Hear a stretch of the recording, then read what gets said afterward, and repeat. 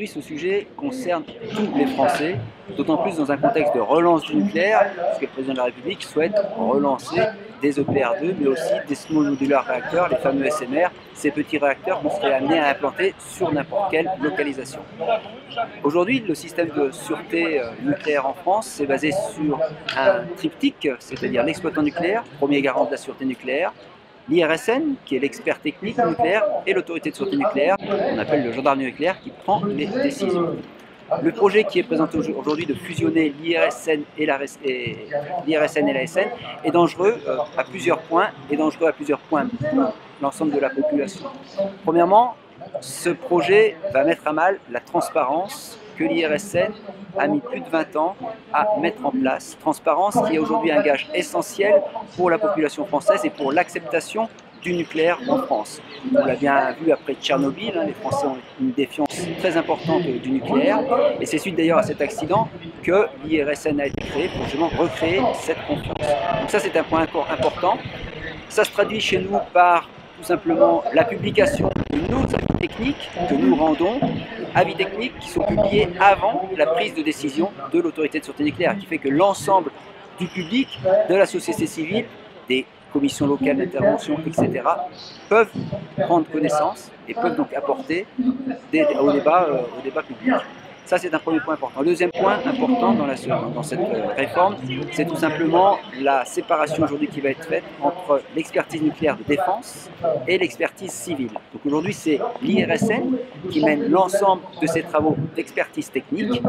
En fait, ce qui se passe, c'est que des ingénieurs qu'on appelle généralistes, donc qui traitent, on va dire, d'un ensemble de centrales, font appel à des spécialistes de l'incendie, spécialistes du béton, spécialistes du séisme.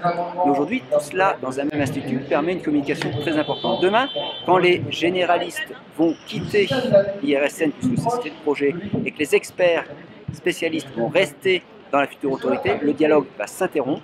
Et donc, on va avoir un appauvrissement, clairement, des expertises liées à la défense, les installations de défense.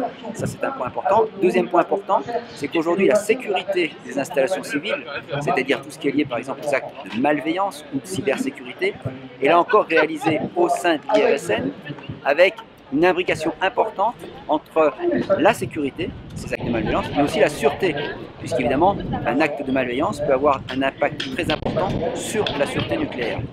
Demain, de nouveau, la séparation de ces entités va faire que, clairement, les spécialistes d'un côté et de l'autre ne vont plus se parler. On va mettre des barrières qui vont se dresser, et donc on va avoir un manque de fluidité, contrairement d'ailleurs à ce que veut la ministre. Il va y avoir un réel manque de fluidité et une réelle perte de compétences, qui aujourd'hui est un point crucial, puisque les compétences dans le milieu du nucléaire se sont appauvries au fil des années, puisque jusqu'à maintenant on avait le gouvernement avait plutôt lancé une politique de baisse du nucléaire, et du jour au lendemain relancer une filière nucléaire alors qu'on a eu une désertification de nos compétences, de nos ingénieurs dans le milieu, fait que, évidemment, il va falloir relancer tout ça. Ça ne se fera pas en 2 ou 3 ans. Les 100 000 ingénieurs dont on parle vont se faire sur 10 ou 15 ans. Troisième point important de cette fusion, c'est la désorganisation que ça va mener. Aujourd'hui, l'IRSN est constitué de 1500 salariés de droit privé. L'ASN, c'est 500 fonctionnaires ou contracteurs de droit public. On a 2 mondes différents, 2 visions différentes de l'entreprise, des processus complètement différents, des systèmes d'information différents. Je mets au défi n'importe quel entrepreneur, chef d'entreprise, de mélanger 1500 plus 500, 2000 salariés avec des modes de travaux complètement différents en 9 mois. C'est juste irréaliste. On sait bien que ça va prendre beaucoup plus de temps. Et donc au 1er janvier 2025, quand cette autorité va se créer, si elle se crée, il va y avoir une désorganisation notable au moment même où le pic d'activité lié à la relance va arriver. Donc on voit bien la volonté du gouvernement de fluidifier, d'aller plus vite, ça va être tout le contraire qui va arriver. Et pour paraphraser certains écologistes, si on voulait s'y prendre autrement pour faire que la relance du nucléaire ne marche pas, il faudrait faire ça.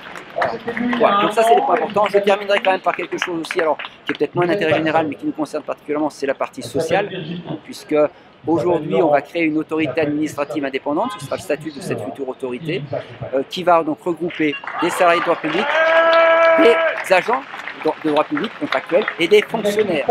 Bien évidemment, tout ça ne se fera pas dans un monde merveilleux. Nous avons des statuts différents, nous avons des avantages différents. La gouvernance de ces salariés est différente en termes de droit social. D'un côté, on aura le code du travail, de l'autre côté, ce sera le code de la fonction publique. Et donc, on voit bien que là encore, le gouvernement crée une usine à gaz, d'ailleurs en dérogeant à de nombreux accords du code de travail ou du code de la fonction publique pour pouvoir créer cette autorité. Donc, finalement, c'est vraiment une réforme dangereuse pour la population et pour reprendre les propos de notre ancien directeur général, une désorganisation de cet ordre-là va certainement conduire à terme à un incident, voire comme il l'a dit peut-être un accident, et pour le paraphraser de nouveau, l'impossible et l'inimaginable doit être pensé et le gouvernement devrait bien penser à l'inimaginable de cette fusion et se faire derrière.